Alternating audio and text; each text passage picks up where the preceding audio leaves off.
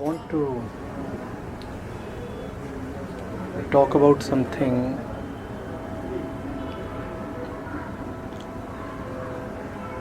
that is fundamentally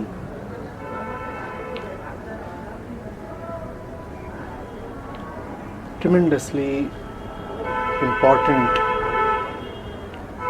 to all of us.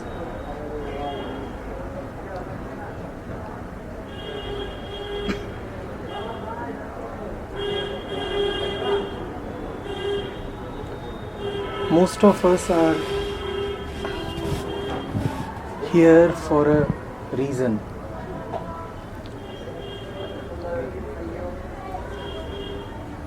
Most of us are anywhere for a reason.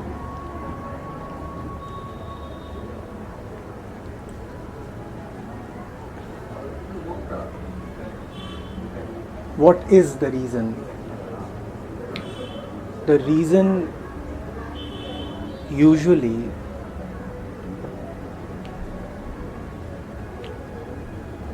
is the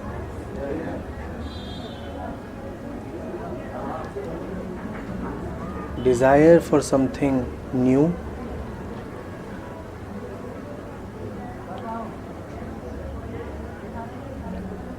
or a dissatisfaction from something that appears to be existing.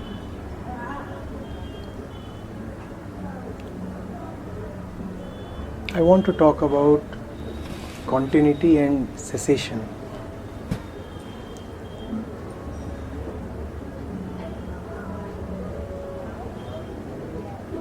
There is something that is continuing. There is something that the mind wants to continue. There is something that the mind wants to seize.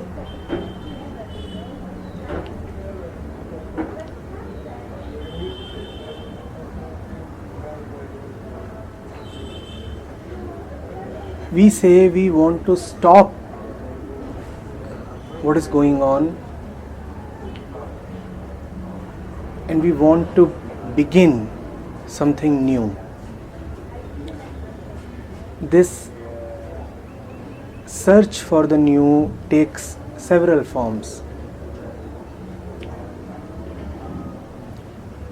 Spiritual quests, material ambition,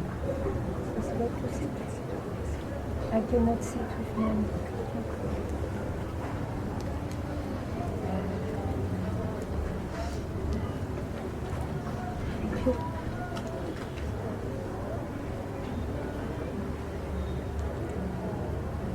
efforts towards relationships, travels, many a things. That is what I meant when I said that most of us are here for a reason.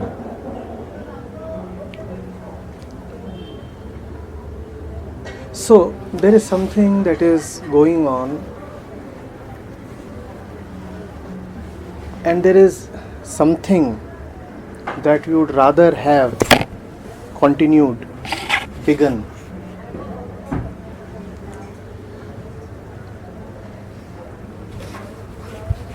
And these two interact, these two are enmeshed.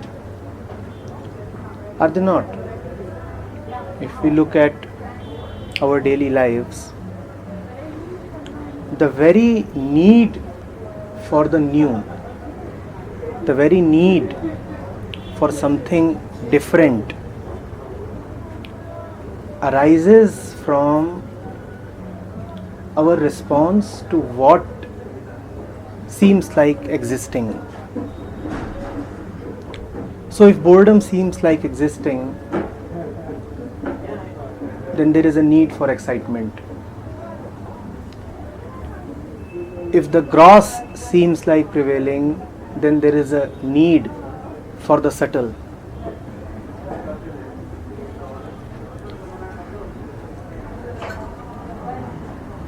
If dryness seems like prevailing, then there is a need for something to melt. So the new that we want, the difference that we are chasing, is always related to, in a sense, being born from that which we want to do away with, that which we want to escape. Excuse me, I don't feel And better. that is the reason behind our endeavors. Is that not? You see, you would not extend your hand towards a glass of water if first of all you are not feeling thirsty. The demand for water, the demand for a satisfied state arises from the current state, which is one of dissatisfaction.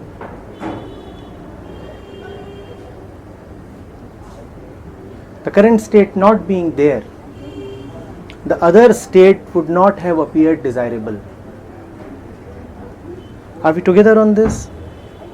Does this follow from our daily experience?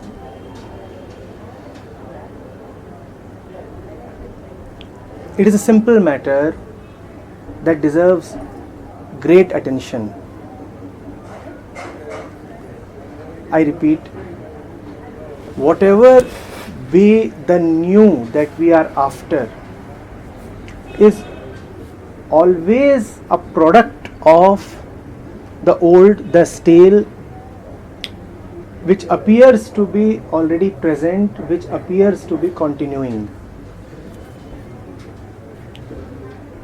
Right? So what we are saying is, if you notice, that the new that I am desiring will be in some way a product of the old.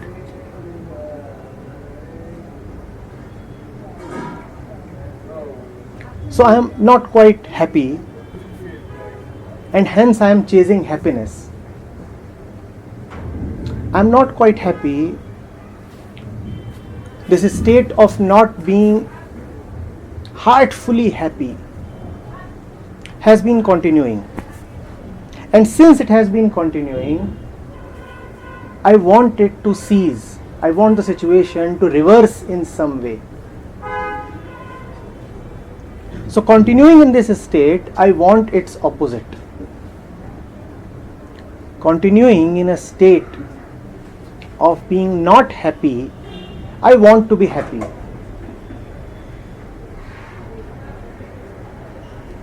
So my assumption is that happiness can be a product of the actions that I take when I am not happy. I am not happy today. Tomorrow I want to be happy. Today, as an unhappy mind, I take certain actions. I go and read a book. I go and visit a country. I call up someone. I engage myself in some practices. And why am I engaging myself in these practices? Precisely because the mind is in the state in which it is. And what is that state? What is that state? It is a state of being unhappy. As an unhappy mind, I am chasing happiness. And as an unhappy mind, I am trying to find ways that will take me to happiness. So what is it that I am accepting as a principle? What I am accepting as a principle is that the new can emerge from the old. What I am accepting is that from duality, non-duality can emerge. What I'm accepting is that from the cycle of happiness and sorrow, suddenly freedom can emerge. In other words, what I'm accepting is that from me as I am, the ego-centered system, the divine can emerge. Actually, it is just to believe in this that I search. If I am searching, if I am trying, then fundamentally I am saying that I can achieve. You see, if you are searching, obviously there would be some kind of way, a technique to search. You would figure out how to get. You would do something. That is what search implies, right? You would maybe seek counseling. You would maybe watch a video. You would maybe practice a yoga pose. You would maybe read a book or simply go to sleep. But whatever you would do is your own method. Your own method arising from the mental state that you are in, the same mental state that you despise. Whatever you would do to go beyond yourself is an activity arising from within yourself. Now this is a little funny. I'm not contented with myself. I aspire to go beyond myself and to go beyond myself. I am adopting a method that arises from myself. So I decide what to read. I decide whom to surrender to. I decide where to go. I decide when to wake up. I decide the precise methods to adopt to get freedom from whatever state I am in.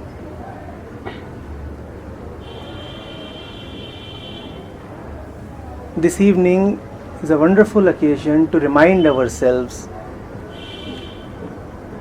that from one end of duality, if something can be born, it is just the other end of duality.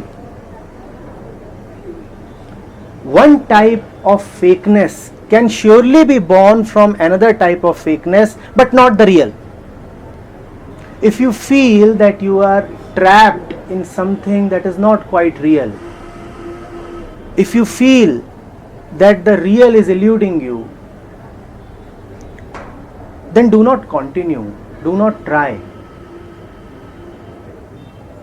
Do not depend on your own efforts. Only the real can give birth to real. Only the divine can give birth to divine. Only health proceeds more health. Sickness will not give birth to health. Ways of the ego, methods made by man will not lead to the divine. What man has made will only lead to more of what man has made.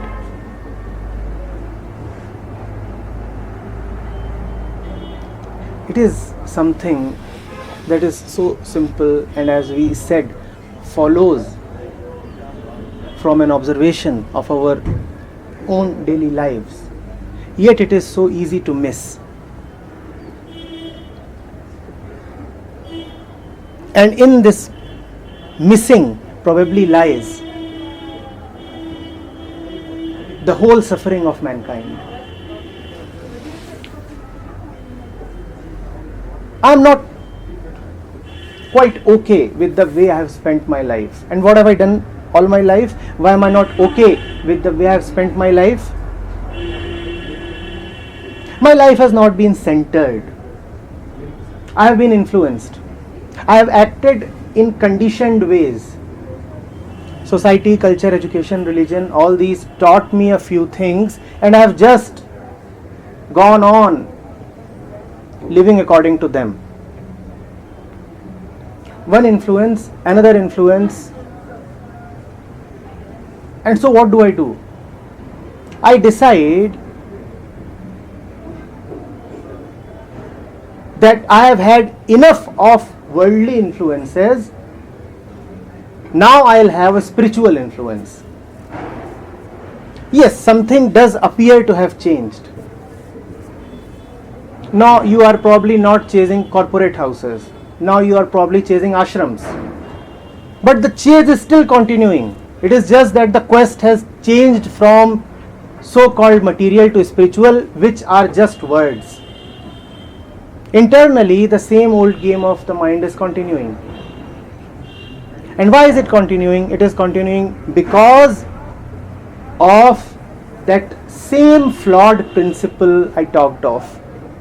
That flawed principle is that the divine can emerge from man-made activity, mental activity.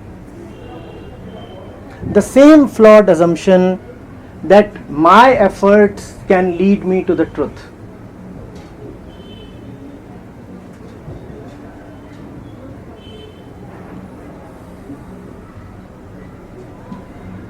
You see,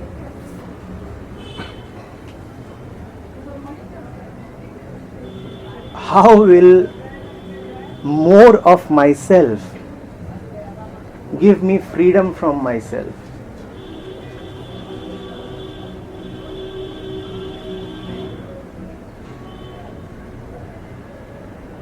There was a time when the mind was filled with one thing,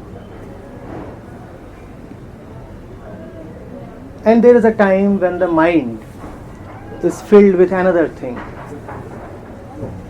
I just arrived in Rishikesh a few hours back, arrived from the capital city of this country, and it's quite remarkable. You see,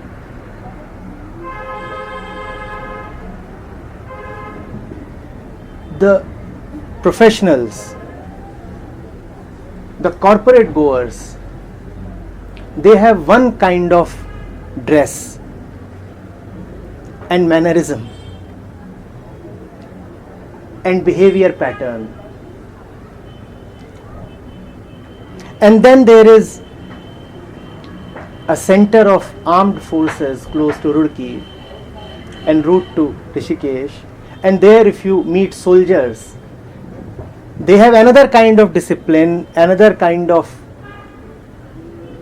uniform, another set pattern of behavior.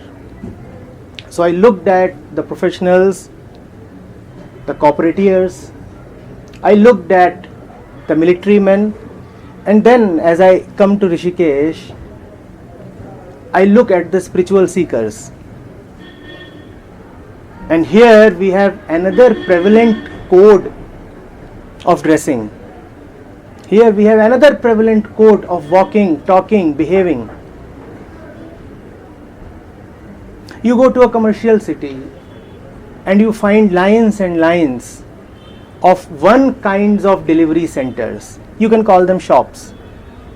They are selling something, they are promising something. And you come to Rishikesh and here you find another kind of delivery centers lined all along the way. They too are selling something, promising something. What has changed?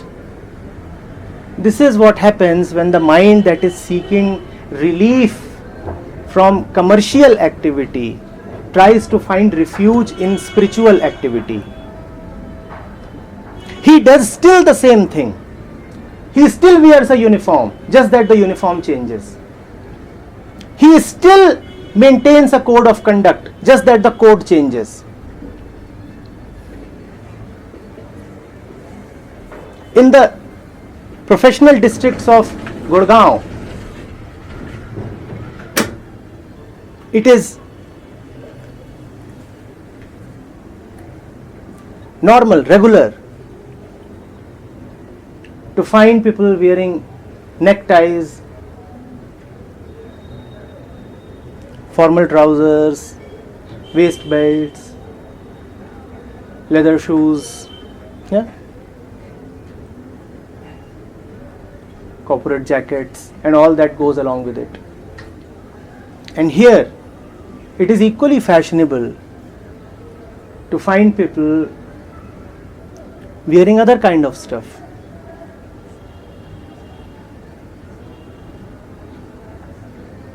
The pattern maintains itself by showing a superficial change. Nothing changes because something is appearing to change.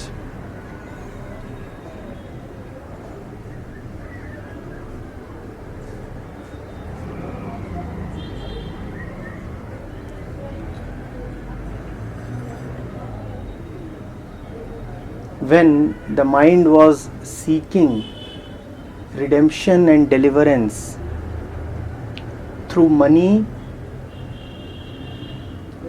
progress in career or business, then that was one method that the mind was adopting. When the mind is seeking deliverance by abiding close to a holy river in a holy city in the company of holy men, then that is another method that the mind is adopting. Do we see that? The man who goes to his office every day or sits in his shop every day for 12 hours, too is seeking the same thing that the so-called spiritual seeker is after. Just that the name is different. He calls it reputation or progress or bank balance. Here we call it moksha or heaven or peace.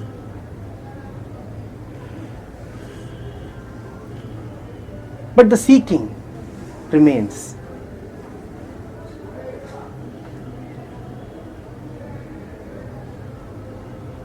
The method remains. Will you tell me what is a method?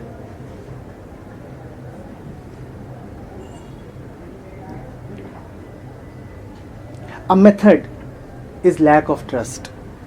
A method is faithlessness. A method means that I cannot reach the destination directly, that I cannot be there right now, that I need an intermediary, that I need some kind of path. You know what a belief in some kind of technique shows? It shows that the divine, the center, that which you are crazy for, the self or the Atman, is far away. Because it is far away, hence a road is needed. Now, when the fundamental assumption, when the self-created principle itself is so flawed, then how will you get success in what you want by proceeding on a flawed principle? You want to reach yourself. Is that not so? You want to reach your own center, your own heart. And you are saying you need a method. By saying that you need a method, you are saying that you need a road. By saying that you need a road, you are implying that you want to reach somewhere else. Do you need a road to reach where you are sitting right now? If you will take a road, you will only reach some place distant.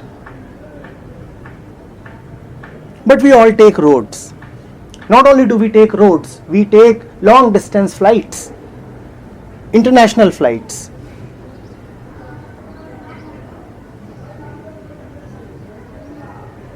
As if a flight will take us where we want to reach. as if we have already not had enough of flying.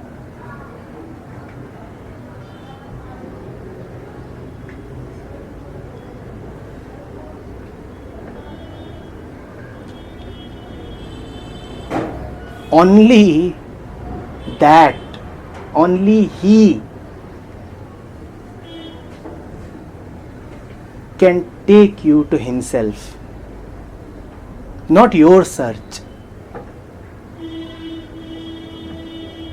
not even the way suggested by the wisest of men.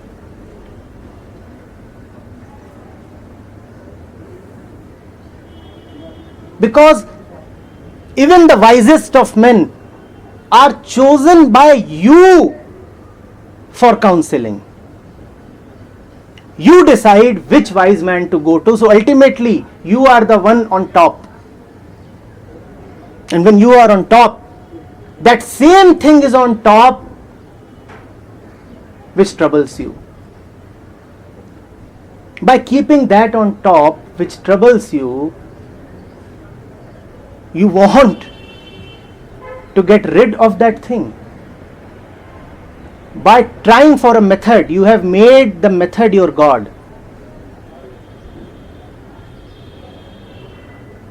By using a man-made principle or a man-made city, you have put man again on top. You have elevated man to the pedestal which belongs only to God.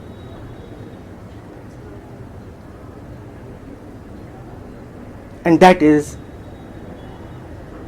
to put it just mildly, apostasy.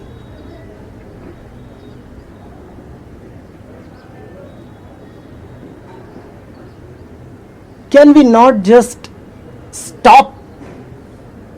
I said, I want to talk about continuity and cessation. Do we see that the so-called changes in our life are not changes at all? They are just a continuation of the same thing, albeit in a different form.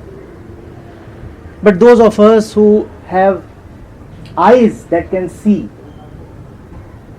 will surely see that superficial changes are no changes. You are fond of dressing, and when you are fond of dressing, what do? You wear one dress, then the next day you try another dress, and then you go and purchase something else, and then you figure out what is the fashion these days, the next set of garments, right? If you are not careful, then you will say something is changing. What is changing? The garments are changing every day. The exterior, the apparels are changing every day. But if you have any wisdom, you will say nothing is changing. It is a continuation of the same trend. The same trend of being attached to the exteriors. Change often implies continuity. You cannot break continuity by changing. You can break continuity only by ceasing. This is one mistake that mankind has always been making. I repeat, this is one fundamental mistake that is so easy to make, and we all keep making. We believe that that which is continuing can be broken by changing. No, change will not help, because all change will arise only from that which is continuing. The next step you will take will come from the same mind that took the previous step, and hence the next step, even if it is in a different direction, is still a continuation of your old ways.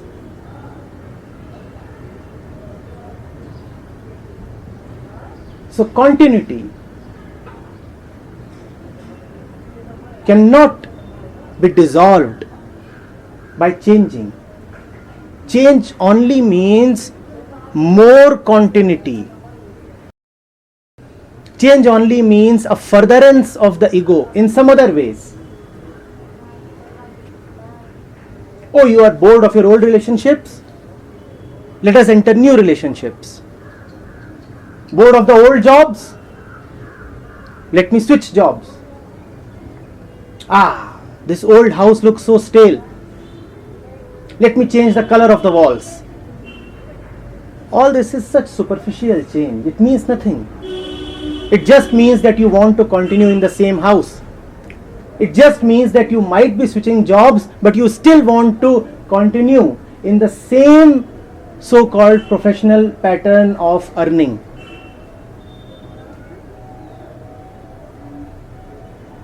The continuation, the stream must cease. And cessation is something that we so dislike. You are here. If I say stop, you will not particularly like it. But if I say, alright, go in that particular direction, that is a new and unexplored direction, you haven't been there before, you might find something new there, then you will like it, you will find it exciting. That will give you a new experience. Just as sitting by the Ganga and sipping tulsi tea is a new experience. The ego is alright with that, well contented with that.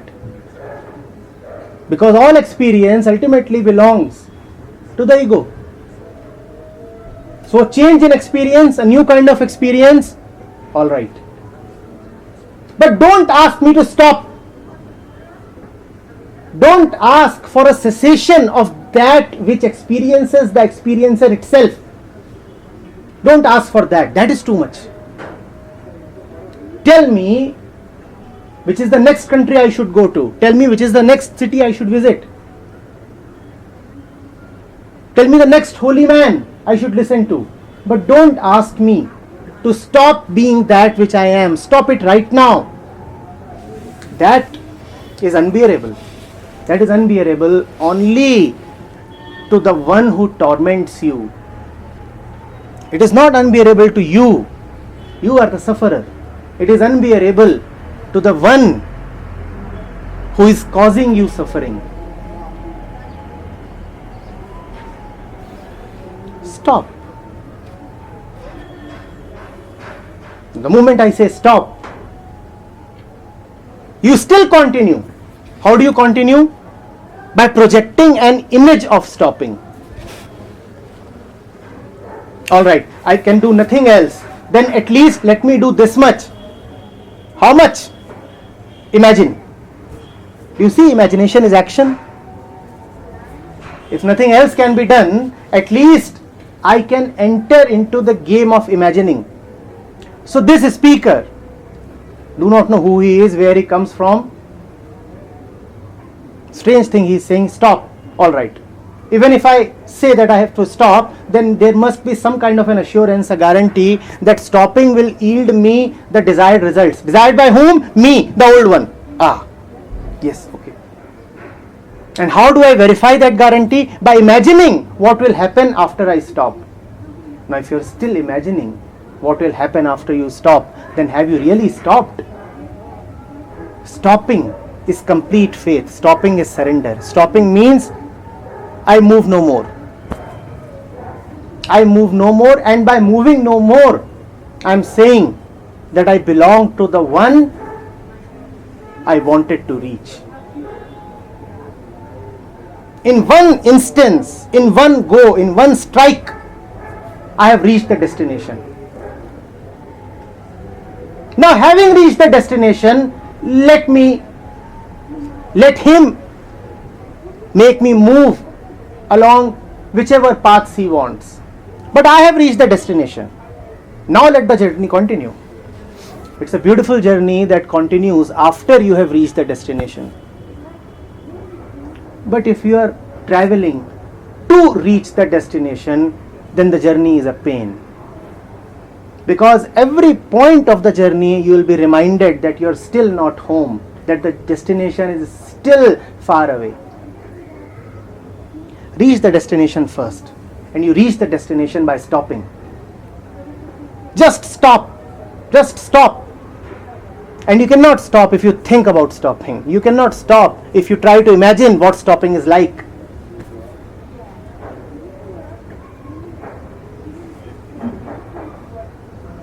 Stopping does not mean an effort at stopping. Cessation does not mean trying to cease. It simply means not having a false belief in yourself any longer.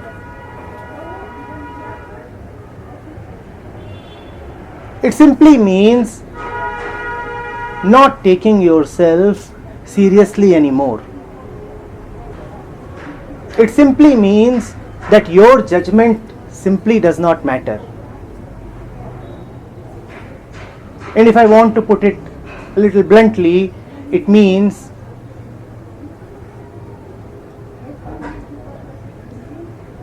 ego is stupid. And if I remain too long with it, then I too would be stupid. That is the meaning of cessation. Cessation means I will not decide.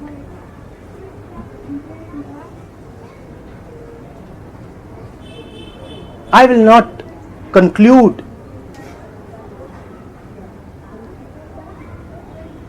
I will not say I like or dislike. And if there is somebody who wants to say that, even if he is sitting inside my head, I'll let him say that. Just let him. Keep saying. You are accustomed to saying, you have been saying for so long that probably you cannot cease immediately, but I am ceasing. You have a strong momentum from the past. A current is carrying you forward. All right, you continue. You are a product of time. Maybe you will take time to stop. I am not a product of time. The moment you say I am not a product of time and hence I do not need the next day to stop, that is when you have gone beyond time. That is when you are home. You are home wherever you are. Then wherever you are, the Ganga is there. Then wherever you are, that is Rishikesh. Even if it is your own study. Even if it is the lawn in front of your house. No holy place is ever a geography, friends. Never. Never. And if holy places were geographies, you surely could have taken a flight to heaven as well.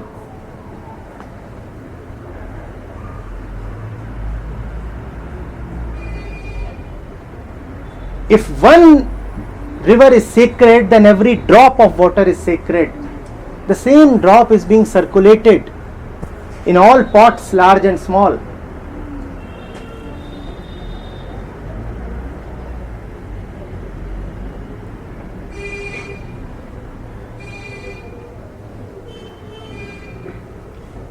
Is it any different, when we were small? We were told that it is a nice thing to go to kindergarten. We went there. We grew up a little, we were told it is a nice thing to study economics or mathematics or biology or sociology. We did that. A little more, then we were told that the world operates by earning, so it is a nice thing to earn. We earned. Then we were told that these are the 5 or 10 streams along which the world goes. We too went along. Then we were told that the world marries. There is something called the institution of marriage. We obliged. Then we were told you must have a house and kids and raise a family. We complied. And then we were told that if you have some kind of spiritual ambition, then these are the places to go. Just as you go to a Yale or Harvard or London to study business. Similarly, you go to a Kashi or Tiruvannamalai or Rishikesh for spirituality. We went. How are we any different from the ones who are found? I repeat, how are we any different from the ones who are found in other established centers of whatever? There are centers of shopping, there are centers of production, there are centers of distribution, there are centers of education, and there are centers of holiness.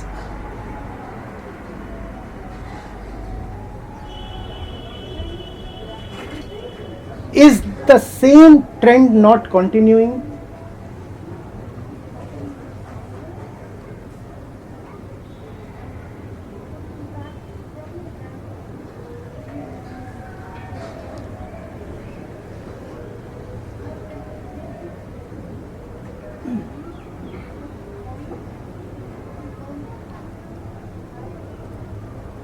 We'll proceed through your inputs. Yes, please. Open comments, queries, anything.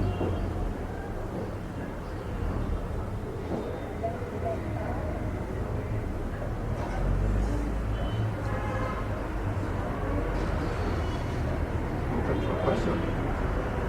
Yes? Yes. Okay. What is this stop? How stop?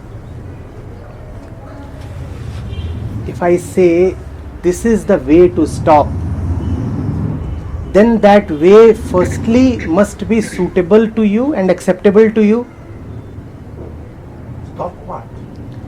Stop this that is asking. Stop this that is rising, climbing, doing, thinking, imagining, acting, not acting.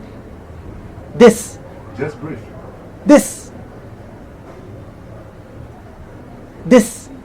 That is inquiring. And how stop this? That's what I was talking of. If there is a way to stop it, that way has again to be acceptable to you. And if it is acceptable to you, it would still be the same thing that you are, because you are accepting it. So there can be no method to stop. The method would be continuation of the old self. If I give you a method that you do not like, you are asking how to stop. I am telling you a way to stop. Will you accept that way even if it appears dangerous to you? Once I asked a lady, she asked how to surrender. I said, go climb that hill and jump from there. That is the way to surrender. She said, are you kidding? I said, you started it.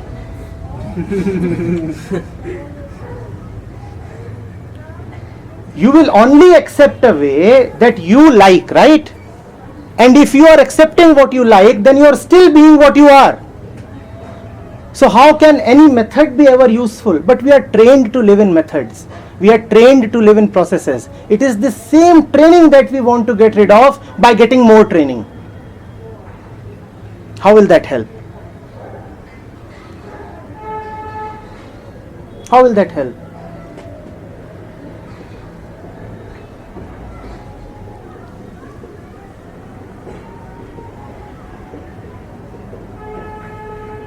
You see, what is wisdom? The Sufis say wisdom lies in not falling in the same hole twice. Once is all right.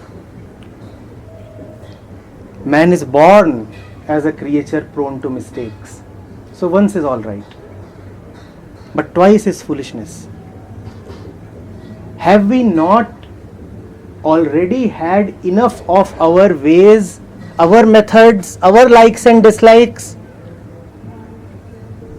None of us is 2 years old, right? We have lived long enough. to see that we have been living as per our choice, our discretion, our decision, our so-called individuality. And we have seen that that has brought us to a point where we are seeking liberation from our own ways. Our own methods have brought us to a point of desperation, and still we want one more method. We want more of that, which is our basic suffering.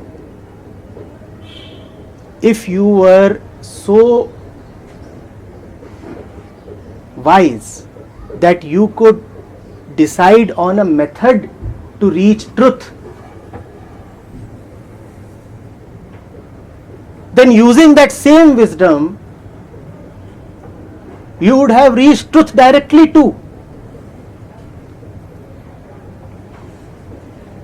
If you are smart enough to decide on a path, then you are already there.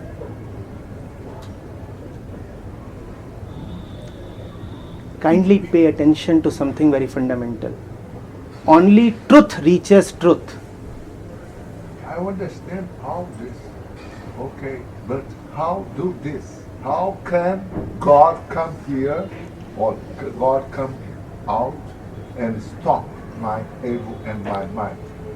So you are assuming that there is something called here. That there is something called here. And here. You said, how can God come here? Just pay, or God come here, or I can go there. Yes. If you can just pay attention, This mind and yes, this ego. and if you can just pay attention to what you did right now, then everything will be clear. First of all, we believe that there is a thing called God out there or up there. Second, we believe that there is a possibility that he can come down here or this can rise up there. Now, is God saying all of this? Is God saying all of this? So we are smart enough to locate the address of God. Some divine GPS system maybe. And if we are so smart, then why do we need a method? Don't you see that our own beliefs are what we keep as supreme? Our own beliefs that are what we take as God. So why do we need God then? We have already given the top place, the supreme position to our own beliefs and thereby ourselves. That is what the ego wants. You know, Khalil Gibran, in a very pithy story, he says that the moon has only one desire. That the sun should sink. That the sun should disappear. The ego too has only one desire, to keep itself on top of everything. I am supreme. I am so supreme that I am even able to bring God within my mental domain. I can figure out who he is. Don't you see that it is the accumulated effect of decades of conditioning that you immediately start pointing your finger upwards? What is this upwards? Is God a thing in space? Is he living somewhere on the moon? No. Are things like space and time any real when you are talking of basic spiritual inquiry? Then what do you mean by here, there, up, down, God, me? And if you are saying God has to come to you, your basic assumption lies in separation. You are saying there is a division. God is there, away from me. And if you are starting from a position of separation, how will you ever come to a position of union? You see, sir, there is a difference between the ways of world and the ways of truth. In world, if you have to reach somewhere, first of all, there has to be a distance. Is that not so? If you say you have to reach that side of the river, first of all, you have to be this side of the river. There has to be a distance. That is the way of the world. In the ways of truth, if you have to reach somewhere, then you have to be already be there. You can reach somewhere only by first being there. First be there and then try to find a path. Now it is fun. Now it is Leela. Already there, now I am trying to locate this, figure that out. Stumbling, falling, searching for the diamond with the diamond already in my pocket. Now it is just like playing. But if you are serious about your lapse, if you are serious about your loss, then you will keep feeling that you have lost it. You already have a feeling that you have lost it. That is why the forehead is so freckled. Stopping means seeing that this is freckled not without reason, and that the reason is false. That is the meaning of stopping. Stopping means seeing what I am already doing. What am I already doing? Interpreting, concluding, trying. Stopping means not doing. Stopping does not mean doing something new. So how is needed? How is needed only if something else is to be done. I am saying no, nothing else. Just stop this that you are doing. Now, the challenge is to first of all discover what I am already doing. Most of us live such unconscious lives that we do not even know what we are doing. Do we understand this? Most of us are not even aware of, let alone aware of, even conscious of what we are doing. That is spiritual practice. Just know what is going on. When you know what is going on, then you are liberated from that which is going on. The frown is back. Know that it is going on. It cannot be there without a reason. It is not there when you are in deep sleep. And if the frown is there on the forehead right now, it means something is going on. Stop that. You can stop that only if you pay attention to that. You cannot stop that till it lies in a dark corner. Throw light on it. Now again, throwing light is not a how. Throwing light is not a new action, because light is already there. You obstruct it. Stop obstructing. Stop obstructing. Stop. Stopping is no new action. Stopping is no new action. In this world, greatness is achieved, whatever that greatness means, by acting. In the domain of the real, greatness is rediscovered by not acting. By more action, by more action, by more methods, by more hows, you will continue to be in your same old domain. It will continue. The stream will keep flowing. And it's a stream of suffering, as the Buddha said.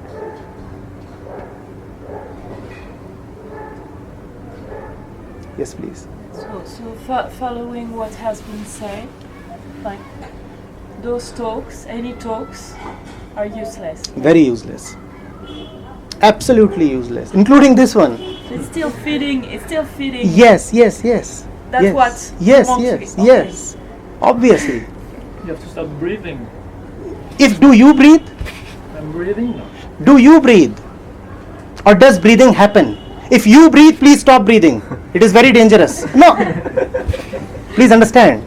If you breathe, please stop breathing. But if breathing is happening, then you are anyway not there. Does breathing cease when you are in deep sleep? So that means you don't breathe. Breathing happens. When you breathe, then there is only medical disorder. Do you run your heartbeat? If you don't run your heartbeat, then how do you breathe? You can only stop your heartbeat. I have to stop eating because Do you eat? it's my will. Yes, do you see? There is a great lesson here. When you eat, you decide what you will eat. When an animal eats, then the body decides what it will eat. That is why animals do not get most of the ailments that man gets. Most of the diseases that we get are because of what we decide to eat. Man does not get ill because of starvation mostly. Man gets ill because of what he eats. Don't eat. Let the body decide what to eat and when to eat. Things will happen. They happen. Existence has a way of functioning. You obstruct it. You obstruct it. Try breathing on your own. Try deliberate breathing. See how uneasy you will feel. Try. Try thinking about the next breath. Okay, next one, third one, See whether you can breathe even for 5 minutes. Even breathing will become a burden on the head.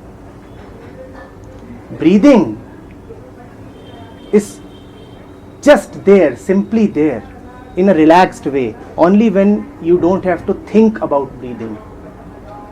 Our disease is that we have to think about everything, and if we don't think, then we feel we are not in control. And who wants to be in control? The one who wants to displace God.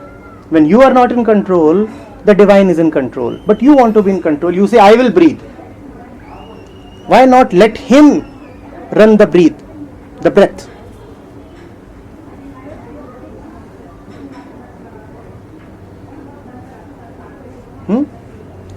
You see, sir,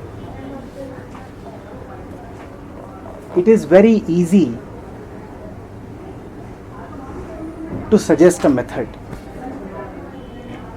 It is extremely difficult to come to the uselessness of all that man's mind can produce.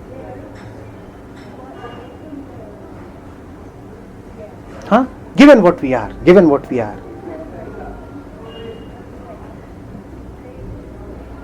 It would be very easy to gather an audience by coming up with a fanciful method, a new name, a new technology, with a little bit of science thrown into it.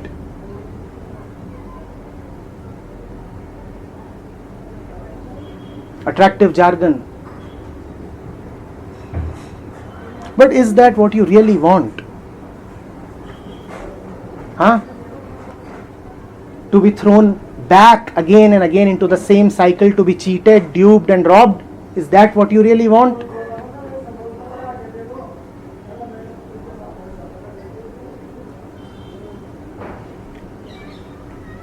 In me there is fear to stop.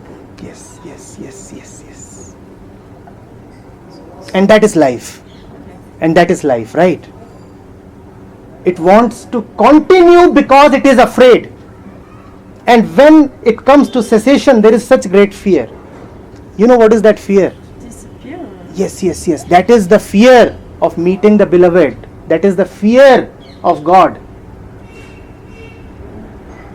We have become so accustomed to ourselves that anything beyond ourselves appears frightening.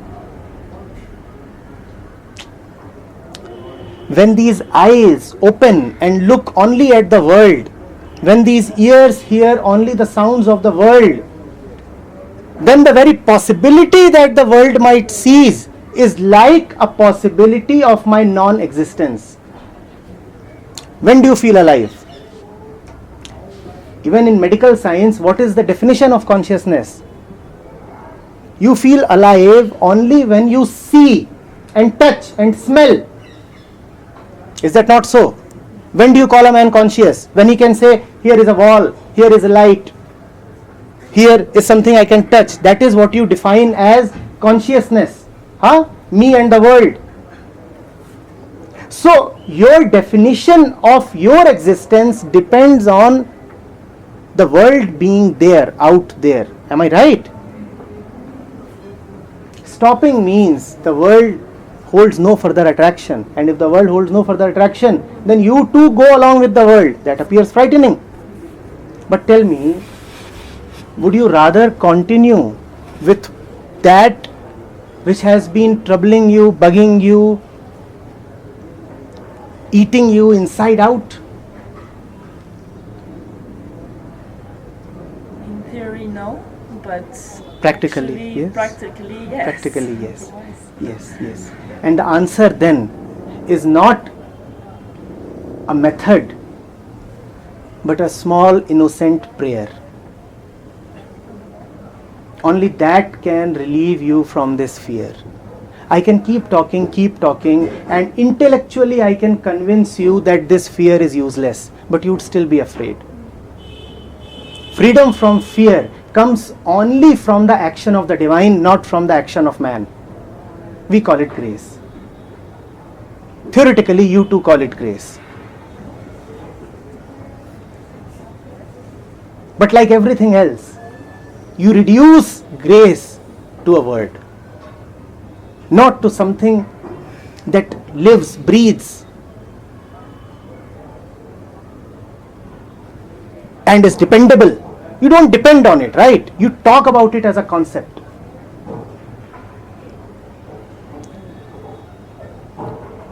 You may try your maximum. Keep trying, not for this life but for 1,000 lives. You will not reach, because the more you try, the more you assert your belief in yourself. Every step that you take is a step in blasphemy. But many yogis have tried with practice to achieve. I mean, some say they achieve what they wanted to achieve. So they keep trying. You Finally, they attain have the- grey hair, you have lived a life. Do you need to talk of the yogi seriously? Do we not have even our own set of experiences? Are we not living it every moment? Are we not wise enough? Do you really have to depend on somebody's biography, somebody's sermons?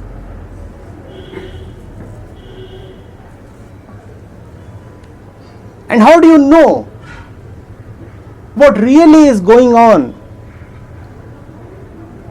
in the yogi? All you know is his words. You are the one who interprets his words. Are you sure the yogi is successfully able to formulate in words, in language, that which is happening or not happening to him? And even if he is able to somehow put it in words, are you sure that you are able to decode his words? Can you reach the same emptiness that he probably might have reached just by reading his words? Yes. And even if you can, why do you need it? Are you an alien? Are you not alive? Is the world not there for you? Did the yogi descend from some other land? Was he especially blessed by?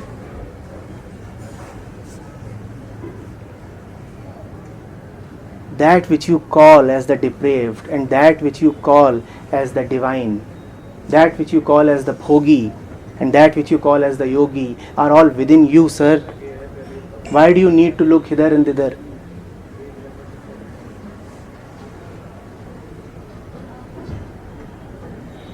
Because they said they found the way, one way to reach. Yesterday I asked someone, Method. there is a home in which many kids live. Something happened and the kids all get lost in the jungle surrounding the home.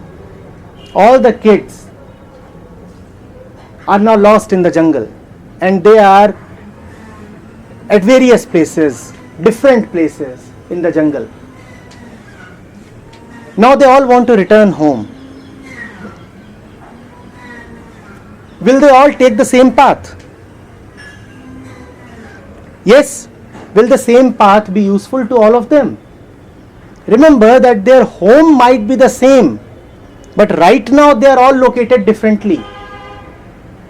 So, will the same path bring all of them to home? So, how will the path of the yogi be suitable to you?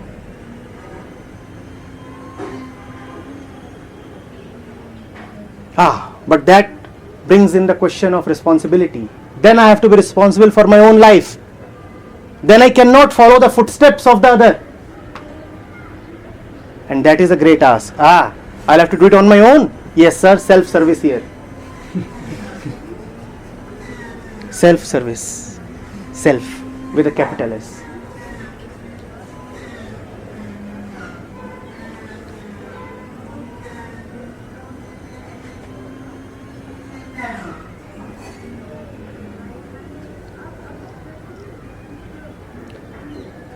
I very well know what I am saying is not pleasant to hear. Most of us would rather have something more entertaining, more nice, more sweet, more promising. More drenched in hope. What I am saying brings the conventional pattern of hope to an end. What I am saying brings the entire onus upon us. What I am saying brings us to an immediate stop. Obviously, it is not pleasant. But we have already had so much of pleasantries all our life, have we not? We have always been attracted to that which appeared nice and sweet, lucrative and pleasant. And what has that given us? You want to continue like that? Yesterday you were attracted to a sweet girl. Today you want to go to a sweet guru? And then the guru is providing you with much the same that the girl promised to provide you.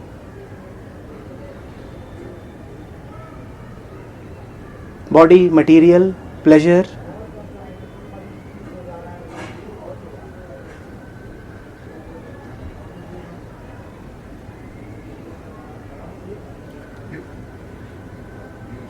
I was talking stop the desire. Stop. When you wake up every morning, something starts running, does it not? Yes. Yes? Yes. Can we be attentive to that? Just knowing that stops that. Something starts running. The moment you wake up, something starts running. Be alert. See what's happened and stop. Don't stop. Just see. Just Just see.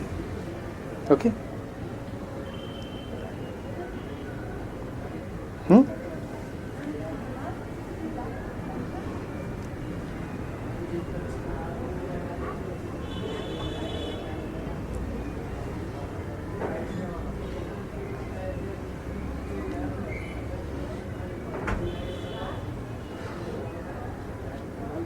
To me, it seems kind of selfish.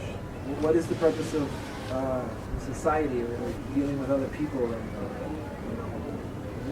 the practical matters seem to have a limit to not be included. If I'm thirsty, how long will I go on being thirsty before I die? Do I accept death? Is that the purpose of life?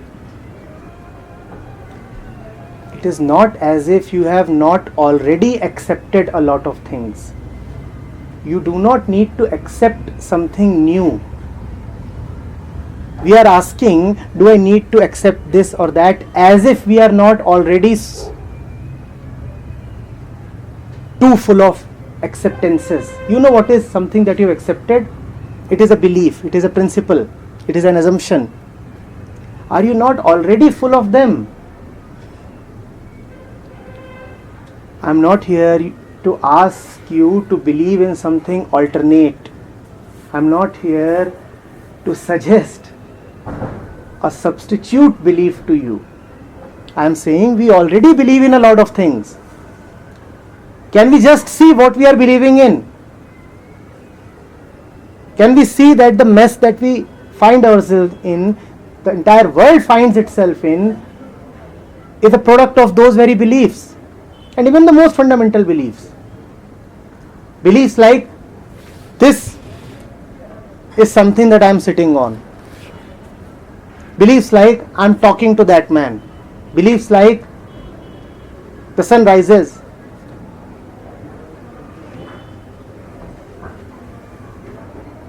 If that is too abstract, then at least a few superficial beliefs.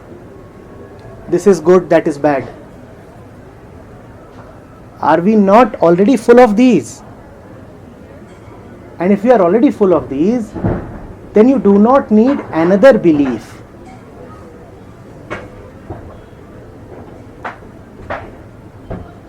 Spirituality is not acquisitive.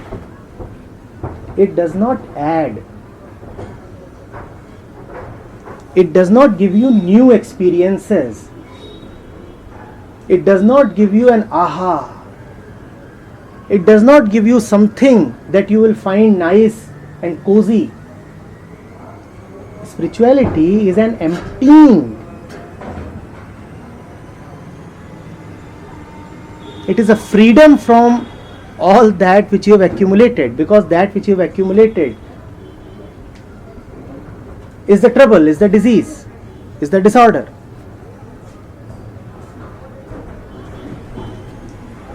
But there is always a lot of talk of new experiences.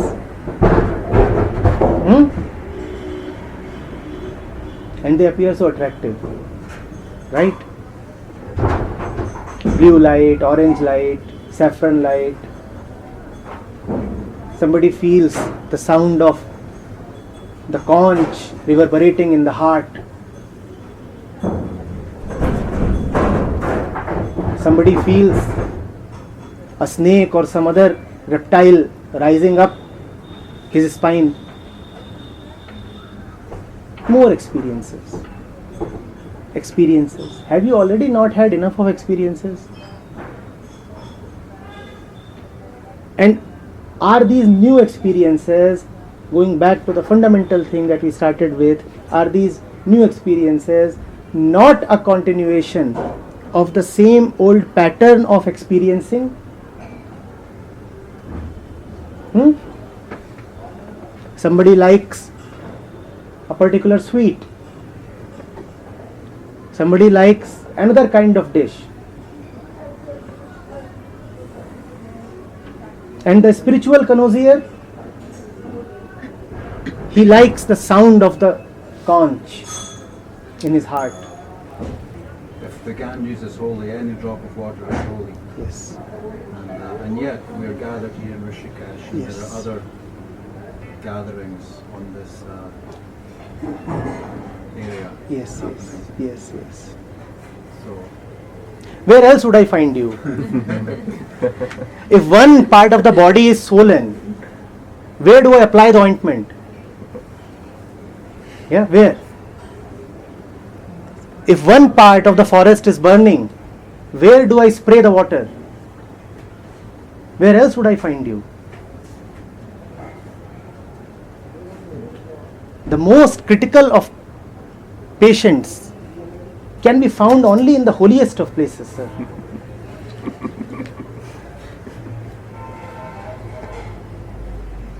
I come here not for the Ganges. The Ganges flows in my backyard. I come here for you.